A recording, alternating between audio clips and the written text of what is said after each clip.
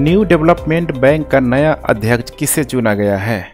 मसात्सुगु Asakawa को, Dilma वाना Rousseff को, केमी कामत, लू योंगजेन को। इसका करेक्ट उत्तर हो जाएगा यहाँ पे बी, डिल्मा वाना रूसेफ को। ब्राज़ील के पूर्व राष्ट्रपति डिल्मा वाना रूसेफ को एनडीबी न्यू डेवलपमेंट बैंक का नया अध्यक्ष चुना गया है। उन्होंने मार्कस ट्रायोजस का यहाँ पे स्थान लिया है। इसके पहले कौन था यहाँ पे उसका अध्यक्ष? मार्कस ट्रायोजो। तो इसके जगह पे अब कौन आ गया है यहाँ पे? डिल्मा वाना रूसेफ। वह सर्वसम्मति से चुनी गई। एनडीबी के पहले अध्यक्ष यहाँ पे देखा जाए, एनडीबी न्यू डेवलपमेंट बैंक के जो पहले अध्यक्ष थे केबी कामत। नाम से ही जैसा आपको लग रहा है, ठीक है, बिल्कुल आप सही समझ रहे हैं, भारत से बिलोंग करते हैं। तो यहाँ पे आप देख पा रहे हैं न्यू डेवलपमेंट बैंक के बारे में, ठीक है। यहाँ पे देख पा रहे हैं संक्षेपाफर यहाँ पे नए विकास बैंक ब्रिक्स बैंक के रूप में, अर्थात ब्रिक्स के जो भी यहाँ पे सदस्य हैं जैसे कि ब्राज़ील है, दक्षिण अफ्रीका, भारत, इसके अलावा चाइना, रसिया, ठीक है, सभी इसके संस्थापक देश के रूप में मौजूद हैं। स्थापना हुई है इसकी 15 जुलाई 2024 को। इसका मुख्यालय कहाँ है? यहाँ पे संघाई में। न्यू डेवलपमेंट के बारे में निम्नलिखित कथनों पर विचार कीजिए। इसकी स्थापना फोर्टलेजा शिखर सम्मेलन 2014 में हुई थी। बिल्कुल ये सही स्टेटमेंट है।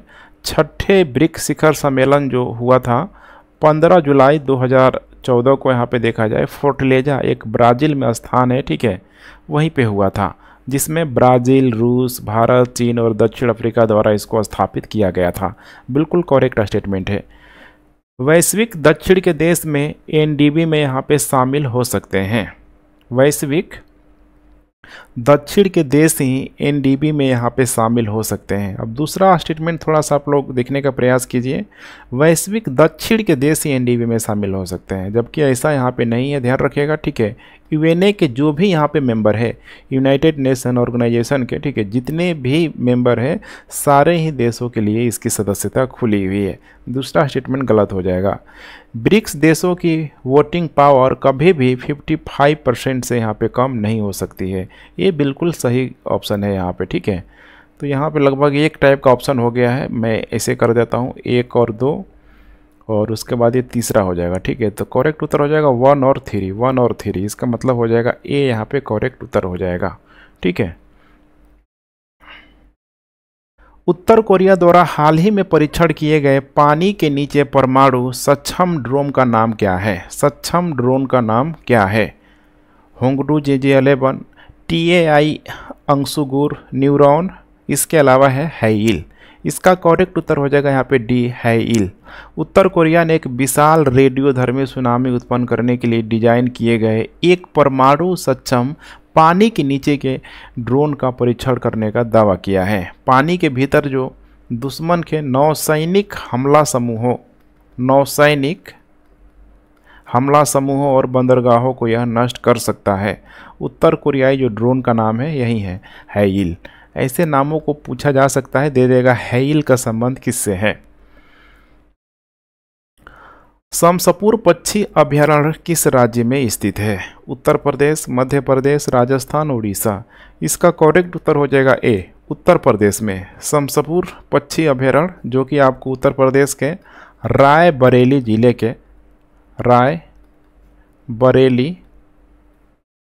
जिले के सलोन में, ये क्षेत्र याद रखिएगा, सलोन में, ठीक है, सलोन के पास स्थित एक संरक्षित क्षेत्र है। इसकी जो स्थापना की गई थी 1987 में, इसके टोटल एरिया की बात करें तो 780 हेक्टेयर के आसपास है। 780 हेक्टेयर जो भूमि के आसपास से पूरा पूरा फैला हुआ है शमसपुर पक्षी अभयारण्य। किसानों के बीमा दावों के त्वरित वितरण के लिए किस मंत्रालय ने डीजी क्लेम प्लेटफॉर्म लॉन्च किया है? डीजी क्लेम यहाँ पे देख पा रहे, ठीक है, सब यहाँ पे मिनिस्ट्री दिया है यहाँ पे, ठीक है। वित्त हो गया, कृषि और किसान मंत्रालय, खाद्य और सार्वजनिक वितरण मंत्रालय या फिर होम अफेयर्स के द्वारा। यहाँ पे देख पा रहे बीमा है, यहाँ पे किसान से रिलेटेड है यहाँ पे, तो इसका करेक्ट उत्तर हो जाएगा, ठीक है, बिल्कुल सही अंदाजा लगा रहे हैं आप लोग, ठीक है, MO कृषि और किसान कल्याण मंत्रालय के द्वारा, जो कि कौन है इसके जो मंत्री हैं यहाँ पे? नरेंद्र सिंह तोमर ने किसानों को बीमा दावों के त्वरित वितरण के लिए डीजी क्लेम प्लेटफॉर्म लॉन्च किया। और ठीक है, मंत्रालय यही है, ठीक है, मिनिस्ट्री ऑफ कृषि और किसान मंत्रालय। इसे राष्ट्रीय फसल बीमा पोर्टल के तहत यहाँ पे लॉन्च किया गया था। सारस क्रेन के बारे में निम्नलिखित कथनों पर विचार कीजिए। काफ़ी चर्चा में रहा है सारस क्रेन, आपको ध्यान होगा यूपी के, ठीक है, जो एक जगह में एक व्यक्ति का बहुत ही नज़दीकी आ गया था सारस पक्षी, ठीक है, तो काफ़ी इंपॉर्टेंट यहाँ पे हो सकता है। इसे पालतू नहीं बनाया जा सकता है, इसे पालतू नहीं बनाया जा सकता है, ऐसा गलत है यहाँ पे। वो वीडियो अगर आप लोगों ने देखा होगा तो ज़रूर आपको ध्यान होगा। यह भारत में किसानों और उनके फसलों के खेतों के लिए एक बड़ा खतरा है। ध्यान रखिएगा, एक बड़ा खतरा है, खतरा नहीं है। आप इसे एक सहयोगी के तौर पे आप दे सकते हैं, सहयोगी, क्योंकि खेतों में चूहे और अन्य कीटों को खाने का काम करता है, तो सहयोगी हुआ। इसे IUCN की लाल सूची में गंभीर रूप से संकटग्रस्त के रूप में सूचीबद्ध किया गया है। ध्यान रखिएगा, गंभीर रूप से संकटग्रस्त, जल बल्कि यहाँ पे IUCN के, ठीक है, कमजोर कैटेगरी में इसको शामिल किया गया। संकटग्रस्त नहीं, कमजोर है यहाँ पे, ठीक है। तो तीसरा भी स्टेटमेंट यहाँ पे गलत हो जाएगा। तीनों का तीनों यहाँ पे स्टेटमेंट गलत है। इसका मतलब करेक्ट उत्तर हो जाएगा यहाँ पे डी, उपयुक्त में से कोई नहीं। और तो और यहाँ पे देखेंगे रात में जो, ठीक है, जो उनकी तीखी आवाज़ होती है, साइरस जो क्रेन का, उनकी तीखी आवाज़ किसानों को फसल पर हमला करने वाले नीलगाय और जंगली मवेशियों के प्रति भी ये सचेत करती है। तो हर तरीके से आप देख पा रहे किसानों के मित्र के रूप में यह साबित हो रहा है। प्रधानमंत्री फसल बीमा योजना के बारे में निम्नलिखित कथनों पर विचार कीजिए। इसे वित्त मंत्रालय द्वारा लॉन्च किया गया था। किसके द्वारा? वित्त मंत्रालय द्वारा इसे लॉन्च किया गया था, ठीक है। यह छोटे और सीमांत किसानों के लिए अनिवार्य है। इसमें खरीफ और रबी दोनों फसलें शामिल है। अब यहाँ पे देख पा रहे प्रधानमंत्री फसल बीमा योजना है और दिया है वित्त मंत्रालय द्वारा। तो वित्त मंत्रालय द्वारा नहीं, अभी मैंने आपको बताया भी था, अभी आप लोगों ने ध्यान से सुना होगा, तो कृषि और किसान कल्याण मंत्रालय के द्वारा, कृषि और किसान कल्याण मंत्रालय के द्वारा सभी किसानों के लिए यह ध्यान रखिएगा, ठीक है। मैंडेटरी नहीं है ये, बल्कि ऑप्शनल है, वैकल्पिक है, ठीक है। जिस किसान को मन करेगा वही ये कराएगा प्रधानमंत्री फसल बीमा योजना, अर्थात जोर जबरदस्ती नहीं है। तो इसीलिए करेक्ट उत्तर हो जाएगा यहाँ पे बी, केवल और केवल 3। यहाँ पे आप लोग, ठीक है, थोड़ा देख लीजिए, टाइपिंग एरर है, 1 2 3, ठीक है, केवल और केवल यहाँ पे 3 होगा। यहाँ पे देख पा रहे हैं, ठीक है, खरीफ के लिए जो भी यहाँ पे दिया हुआ है, मैक्सिमम इंश्योरेंस चार्जेल पेबेबल बाय फार्मर, यहाँ पे, ठीक है, सब यहाँ पे देख पा रहे हैं। खरीफ के लिए, रबी के लिए, खरीफ और रबी के लिए सब यहाँ पे दिया हुआ है, कितना कितना यहाँ पे, ठीक है, विच एवर लेस यहाँ पे सब यहाँ पे दिया हुआ है, ठीक है। किस महिला भारतीय मुक्केबाज ने 2023 में दूसरी बार महिला विश्व बॉक्स चैंपियनशिप जीती है? निखत जरीन, मैरी कॉम, लवलीना बोर्गोहेन, स्वीटी बुरा। इसका करेक्ट उत्तर हो जाएगा यहाँ पे निखत जरीन। इनको, ठीक है, निकहत जरीन भी बोला जाता है, निकहत जरीन, ठीक है। अपना दूसरा चैंपियन स्वर्ण पदक जीता। पहला इनके द्वारा जीता गया था 2022 में इस्तांबुल में जीता हुआ था, ठीक है। वहाँ पे इनके द्वारा वियतनाम के थी थम गुयुन को हराया गया था। इनकी जो कैटेगरी है 50 किलोग्राम की कैटेगरी में है यहाँ पे, ठीक है। किस राज्य ने मुख्यमंत्री वृक्ष संपदा योजना शुरू की है? बिहार, उत्तर प्रदेश, छत्तीसगढ़, पंजाब। करेक्ट उत्तर हो जाएगा यहाँ पे सी, छत्तीसगढ़। छत्तीसगढ़ के मुख्यमंत्री ने मुख्यमंत्री वृक्ष संपदा की शुरुआत की है। इसका उद्देश्य है छत्तीसगढ़ में व्यावसायिक वृक्षारोपण को प्रोत्साहित करना। बिहार के किस जिले ने बिहार में टीबी उन्मूलन के लिए स्वर्ण पदक जीता हुआ है? कौन कौन से जिला ने बहुत अच्छा कार्य किया है यहाँ पे तपेदिक के लिए, टीबी के लिए? पटना है, मुजफ्फरपुर है, पूर्णिया है, सीतामढ़ी है। यहाँ पे ध्यान रखिएगा, एक शब्द लगा है स्वर्ण पदक जीता है। तो अभी जो स्वर्ण पदक जीता गया है यहाँ पे मुजफ्फरपुर के द्वारा, मुजफ्फरपुर और समस्तीपुर जिले को यहाँ पे गोल्ड मेडल दिया गया है। टीबी की घटती दर के लिए बिहार के 5 जिलों को यहाँ पे सम्मान दिया गया है। जैसे कि गोल्ड आप देख पा रहे हैं मुजफ्फरपुर और समस्तीपुर को यहाँ पे, ठीक है। डिक्लाइन यहाँ पे दिया हुआ है, यहाँ पे लगभग 60% की यहाँ पे कमी पाई गई है। सिल्वर मिला है यहाँ पे सिवान, स से सिल्वर, स से सिवान, ठीक है, 40% की कमी पाई गई है। ब्रॉन्ज यहाँ पे मिला हुआ है पूर्णिया और सारण को, यहाँ पे 20% की कमी पाई गई है। निम्नलिखित में से कौन बॉक्साइट प्रमाणित संदर्भित सामग्री को सफलतापूर्वक विकसित करने वाली पहली भारतीय कंपनी बन गई है? कौन बॉक्साइट, नाम बताना है आपको, ठीक है, सफलतापूर्वक पहली भारतीय कंपनी यहाँ पे बन गई है।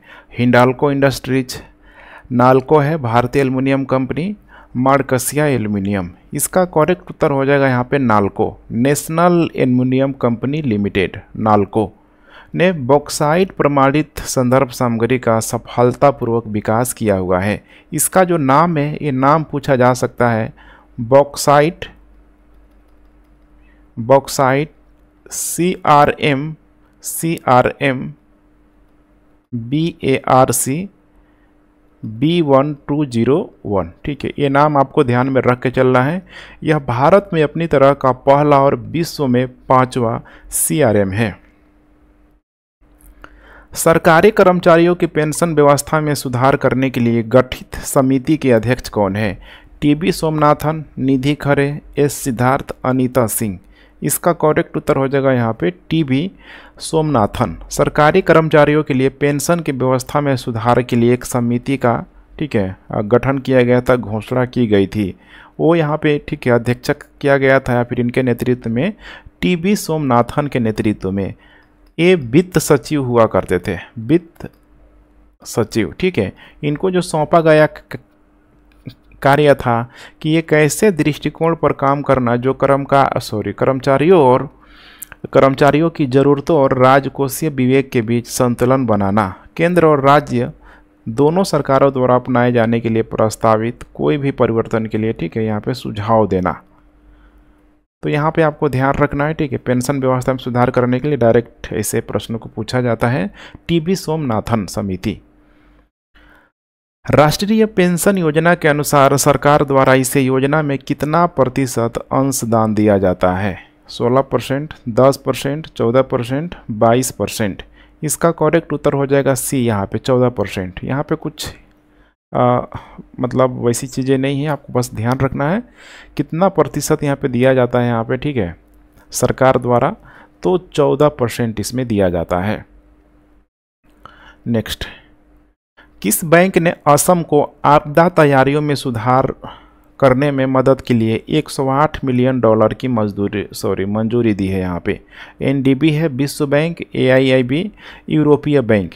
इसका करेक्ट उत्तर हो जाएगा यहाँ पे B, विश्व बैंक। विश्व बैंक ने असम को आपदा तैयारी में सुधार करने और बाढ़ पूर्वानुमान में मदद करने के लिए 108 मिलियन के ऋण को मंजूरी दी है। किसके द्वारा? यहाँ पे वर्ल्ड बैंक के द्वारा, वर्ल्ड बैंक के द्वारा। यह असम के लिए देखा जाए तो $500 मिलियन के बड़े निवेश कार्यक्रम का देखा जाए तो उसी का यहाँ पे एक हिस्सा के रूप में आप समझ सकते हैं। भगवान बसवन्ना निम्नलिखित में से किस संप्रदाय से संबंधित है? बहुत इंपॉर्टेंट प्रश्न है। वैष्णव, शक्ति, कपालिक, लिंगायत। तो बसवन्ना आपको ध्यान होगा, ठीक है, जगत गुरु बसवेश्वर भी इनको बोला जाता है, बसवन्ना।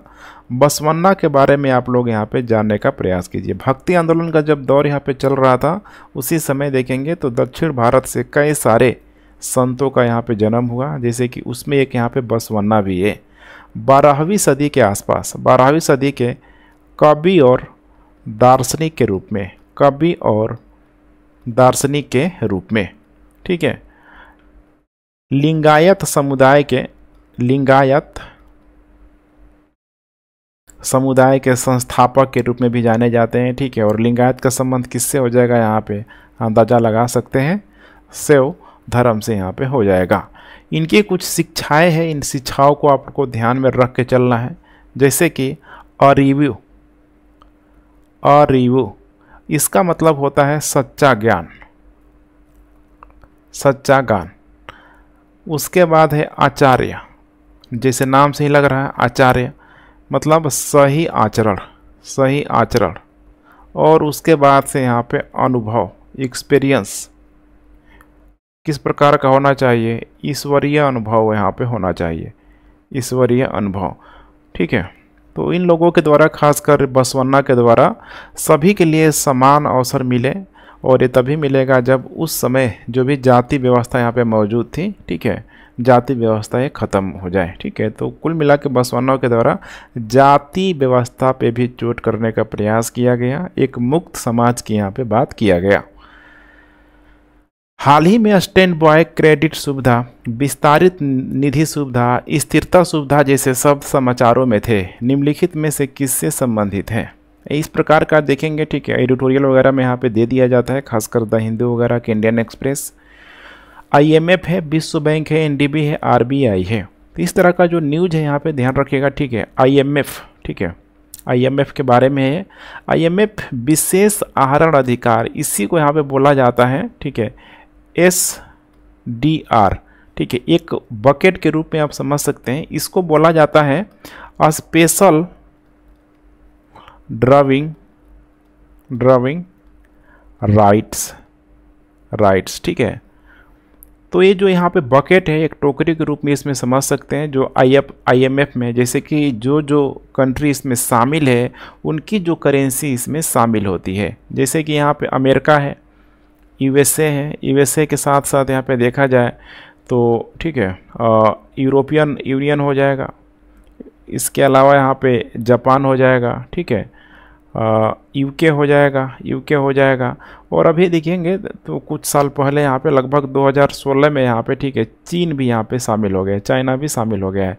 अब इनकी जो भी यहाँ पे करेंसी है, ठीक है, सब इसमें शामिल किया जाता है। जैसे कि आप यहाँ पे देख पा रहे हैं, US डॉलर का सबसे अधिक कंट्रीब्यूशन है यहाँ पे। वेटेज आप यहाँ पे देख लीजिए पहले का और अभी करंट में कितना है, 43.38%। तो इसका मतलब कि जिसकी जितनी अधिक हिस्सेदारी उसकी उतनी अधिक कह सकते हैं कि, ठीक है, वहाँ पे एक होता है ना दबदबा टाइप का। ठीक है, इनकी बातों को सबसे अधिक रखा जाएगा। वैसे ही यहाँ पे यूरो हो गया, यूरोपियन यूनियन का, युआन यहाँ पे हो जाएगा। ठीक है, उसी तरीके से येन हो जाएगा, उसी तरीके से यहाँ पे पाउंड हो जाएगा। तो सबका यहाँ पे कंट्रीब्यूशन आप यहाँ पे देख सकते हैं। हाल ही में भारत अफ्रीकी सेना प्रमुखों का सम्मेलन किस शहर में आयोजित किया गया? काहिरा, नई दिल्ली, पुणे, नैरोबी में। इसका करेक्ट उत्तर हो जाएगा यहाँ पे C, पुणे में। भारत और अफ्रीकी सेना के सेना प्रमुखों का पहला संयुक्त सम्मेलन पुणे में आयोजित किया गया। यहाँ पे जो चीफ गेस्ट थे यहाँ पे राजनाथ सिंह, रक्षा मंत्री राजनाथ सिंह। अफ्रीकी देशों के देखा जाए तो 31 प्रतिनिधियों के साथ 10 देशों के सेना प्रमुख भी मौजूद थे।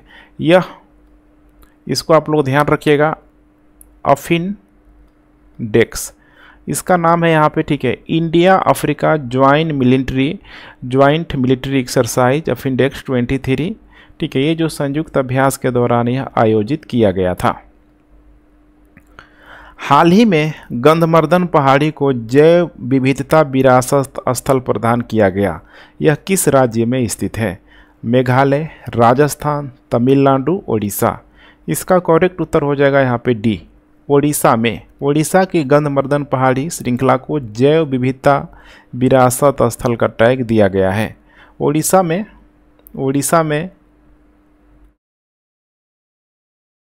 3 ऐसे जगह हैं जिनको जैव विविधता विरासत स्थल यहाँ पे दिया गया है। एक तो आपने देखी नहीं, यहाँ पे गंधमर्दन पहाड़ी हो गया। दूसरा यहाँ पे हो जाएगा गजपति में महेंद्रगिरी पहाड़ी। इसके अलावा यहाँ पे तीसरा हो जाएगा कंधमाल में मंदसरू कंठ। तो आपको नाम जरूर याद रखिएगा। ठीक है, अभी महेंद्रगिरी पहले से था, मंदसरूकंठ पहले से था। अभी चर्चा में क्यों है तो गंधमर्दन पहाड़ी को दिया गया है। उड़ीसा में कितने हो गए जगह? 3 जैव विविधता विरासत वाले स्थल हो गए। किस अधिनियम के तहत जैव विविधता विरासत स्थलों का दर्जा दिया गया है? पर्यावरण संरक्षण अधिनियम 1986 है। जैव विविधता अधिनियम 2002, वन्य जीव संरक्षण अधिनियम 1972, उसके बाद वन संरक्षण अधिनियम 1980। इसका करेक्ट उत्तर हो जाएगा बी, जैविक विविधता अधिनियम 2002। ये सब यहाँ पे ठीक है सारे प्रश्नों को शामिल किया गया है ताकि एग्जाम में इससे रिलेटेड ठीक है कोई भी प्रश्न आए तो छूट ना पाए। जैव विविधता विरासत स्थलों को जैविक विविधता अधिनियम 2002 की धारा 37 के तहत घोषित किया गया है। इसे स्थानीय निकायों के परामर्श से राज्य सरकार द्वारा अधिसूचित किया जाता है। जैव विविधता विरासत स्थल जो देखा जाए ठीक है तो जंगली और पालतू प्रजातियों की उच्च विविधता वाला क्षेत्र हो गया, दुर्लभ और खतरे वाली प्रजातियों की उपस्थिति और की स्टोन प्रजातियों के साथ पारिस्थितिक रूप से नाजुक पारिस्थितिक तंत्र है। ध्यान रखिएगा बात मैं किसकी कर रहा हूँ यहाँ पे, की स्टोन प्रजातियों की यहाँ पे बात कर रहा हूँ। नेक्स्ट, हाल ही में लॉन्च किए गए दुनिया के पहले 3D प्रिंटेड रॉकेट का नाम क्या है? टेरान फर्स्ट, जुगनू अल्फा, लॉन्चर 1, न्यू ग्लेन। इसका करेक्ट उत्तर हो जाएगा यहाँ पे ठीक है टेरान फर्स्ट। रिलेटिव स्पेस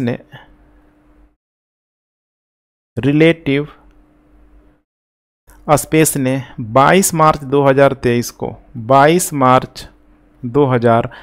को फ्लोरिडा में कैप कैनावेरल स्पेस बोस्फेयर से ठीक है मैंने कह सकते हैं ना जो फोर्स बेस जो होता है वहीं से दुनिया का पहला 3D मुद्रित रॉकेट यहाँ पे लॉन्च किया। लोकेशन आप देख पा रहे हैं यही है, cap Canaveral air force station के रूप में आप इसे समझ सकते हैं। ये है यहाँ पे फ्लोरिडा ठीक है।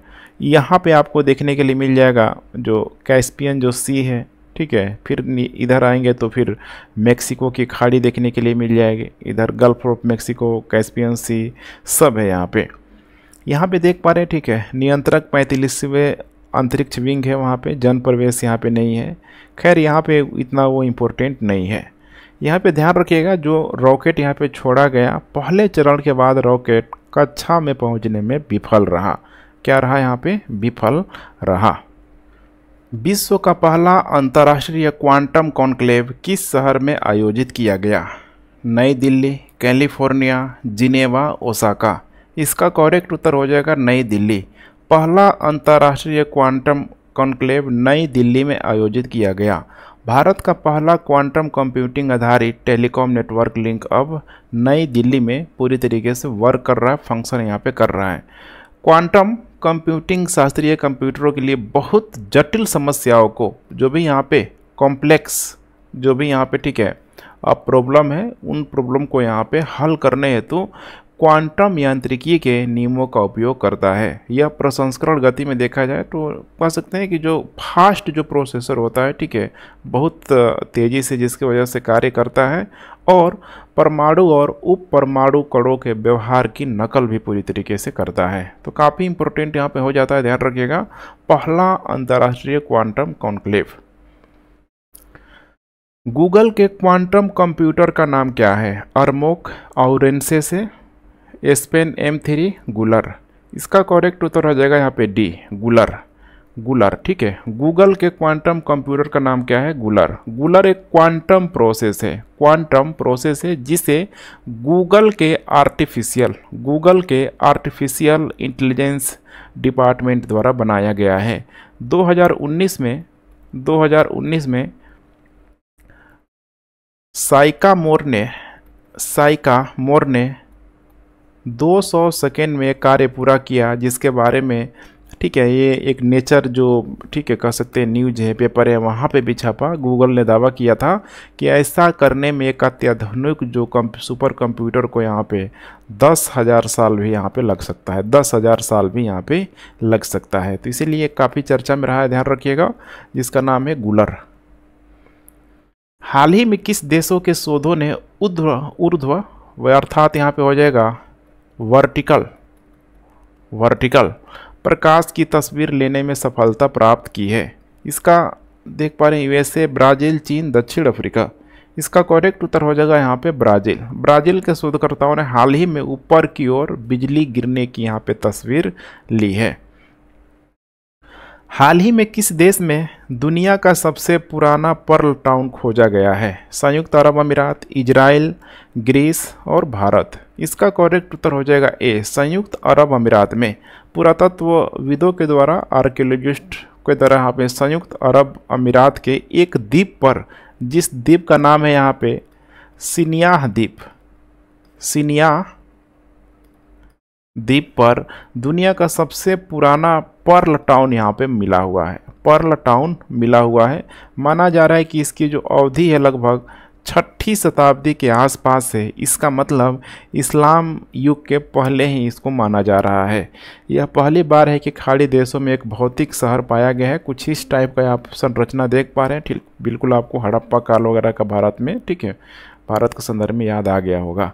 ऐसे बहुत सारी जगहें यहाँ पे मिली हुई है, गूगल करके आप देख लीजिएगा। नेक्स्ट यहाँ पे CITIAS, city investment to innovate, integrate and sustain. ऐसे आप फुल फॉर्म भी आप ध्यान में आपको रख के चलना होगा। एग्जाम में ये सब भी पूछा जाता है, जो भी कॉम्प्लिकेटेड जो नाम होता है। इसको भारत के कितने शहरों में लागू किया जा रहा है? 18, 36, 12, 75। इसका करेक्ट उत्तर हो जाएगा यहाँ पे सी, 12। ध्यान रखिएगा, 12। यह अस्थायी शहरी अवसंरचना परियोजनाओं को लागू करने के लिए भारत में 12 स्मार्ट शहरों की यहाँ पे सहायता कर रहा है। ठीक है, ये पूरा कह सकते हैं कि संयुक्त कार्यक्रम है जिसमें कई सारे संस्थाओं के द्वारा पार्टिसिपेट किया जा रहा है। जैसे कि नंबर 1 यहाँ पे हो जाएगा आवास और शहरी मामलों के मंत्रालय, आवास और शहरी मामलों के मंत्रालय। दूसरा यहाँ पे हो जाएगा फ्रांसीसी विकास एजेंसी। तीसरा यहाँ पे हो जाएगा यूरोपियन यूनियन। चौथा यहाँ पे हो जाएगा NIU।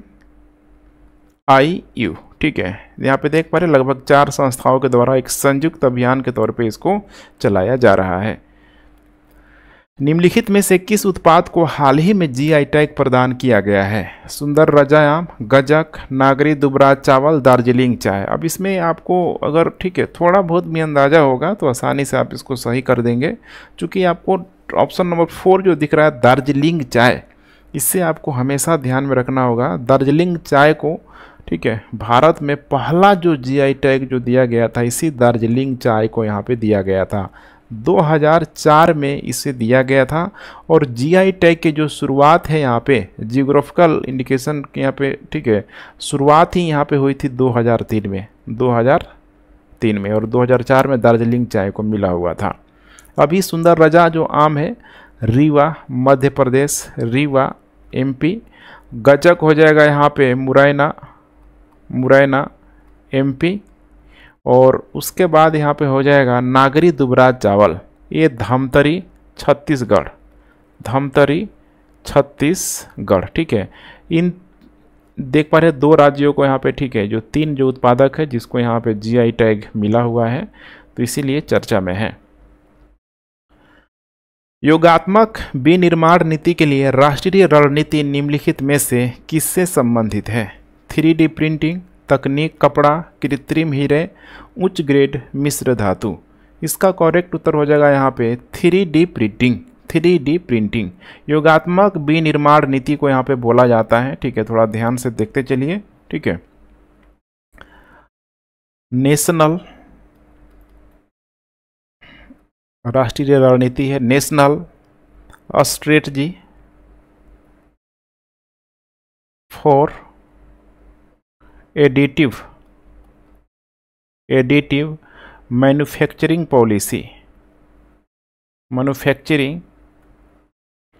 पॉलिसी। ठीक है, किसके द्वारा यह चलाया जा रहा है? तो इलेक्ट्रॉनिक्स और सूचना मंत्रालय के द्वारा, MeitY जिसे बोला जाता है, MeitY के द्वारा चलाया जा रहा है। इसका उद्देश्य है 2025 तक वैश्विक योगात्मक निर्माण में भारत की हिस्सेदारी को 5% तक यहाँ पे बढ़ाना है।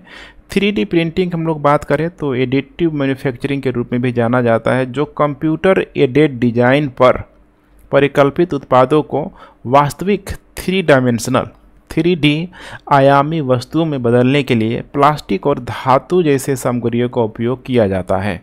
कलर के रूप में कह सकते हैं, जैसे कलर होता है ना यहाँ पे, तो इसमें यहाँ पे प्लास्टिक हो गया, धातु हो गया, ऐसी सारी वस्तुओं का प्रयोग किया जाता है 3D को दिखाने के लिए। 3D प्रिंटिंग में निम्नलिखित में से कौन से पदार्थ या फिर पदार्थों का उपयोग किया जाता है? थर्मोप्लास्टिक, राल, चीनी मिट्टी, उसके बाद है यहाँ पे धातु। अभी मैंने बताया था धातु हो गया, ठीक है, चीनी मिट्टी, राल, थर्मोप्लास्टिक, सारे चीज़ों का प्रयोग किया जाता है। इसीलिए करेक्ट उत्तर हो जाएगा यहाँ पे डी, उपरोक्त सभी। 3D प्रिंटिंग हमें पारंपरिक निर्माण विधियों की तुलना में कम सामग्री का उपयोग करके जटिल आकार बनाने में सक्षम बनाती है। 3D प्रिंटर की बात करें तो यह फ्यूज्ड डिपोजिशनल मॉडलिंग बहुत इंपॉर्टेंट है। यहाँ पे कैसे काम करता है? यहाँ पे फ्यूज्ड डिपोजिशनल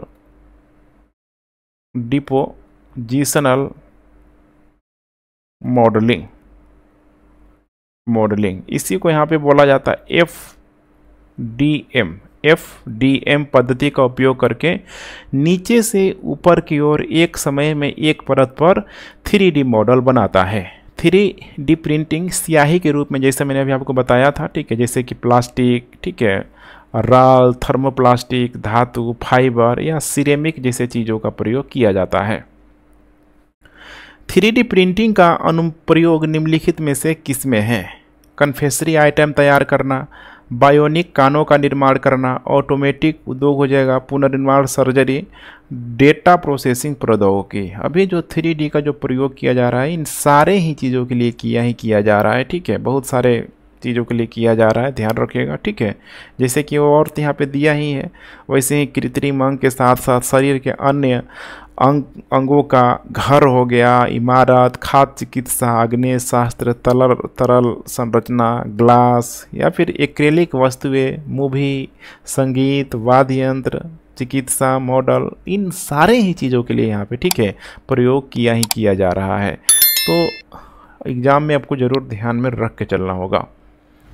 न्यायमूर्ति कृष्णन विनोद चंद्रन ने पटना उच्च न्यायालय के डैश मुख्य न्यायाधीश के रूप में शपथ ली। कितने नंबर के? 44वें, 40, 48वें, 50वें?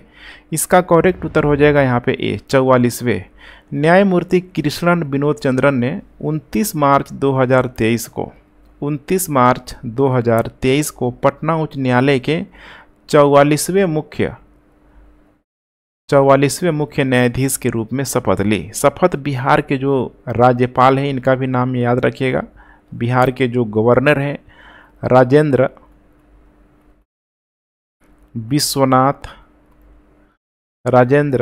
विश्वनाथ अर्लेकर द्वारा दिलाई गई।